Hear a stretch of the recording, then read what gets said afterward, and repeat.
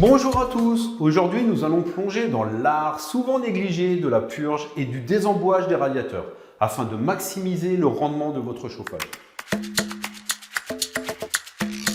Un radiateur bien entretenu équivaut à une efficacité énergétique accrue et à des factures de chauffage plus légères.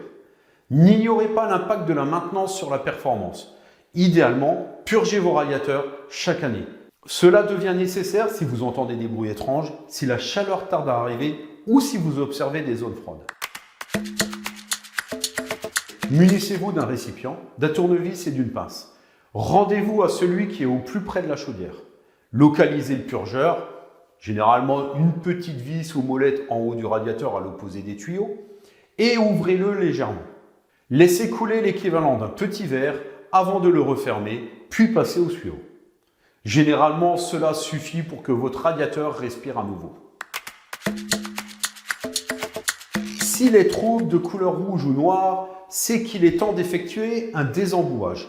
En effet, les boues d'oxydation peuvent dégrader l'ensemble de votre réseau de chauffage central, y compris la chaudière, qu'elle soit à gaz, au fioul, à pellet ou une pompe à chaleur. À titre préventif, désembouez le circuit tous les 5 à 10 ans. Vous trouverez des kits de désembouage pour une soixantaine d'euros dans le commerce, mais l'opération étant complexe, avec le risque d'abîmer votre installation et sans garantie de résultat, je vous conseille un désembouage par un plombier chauffagiste. Le coût est d'environ 400 euros pour un circuit standard. Si vous souhaitez vous aventurer à le réaliser seul malgré ces enjeux, il vous faudra notamment stopper votre système de chauffage, injecter le produit dans le radiateur le plus proche de la chaudière et laisser agir plusieurs jours de fonctionnement. Vous devrez ensuite évacuer les impuretés de chaque radiateur, robinet de vidange en partie basse, et rincer abondamment l'ensemble du circuit.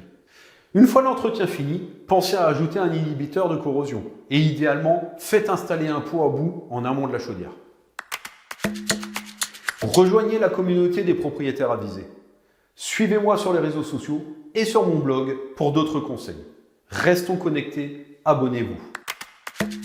Maîtrisez votre confort thermique et à très bientôt.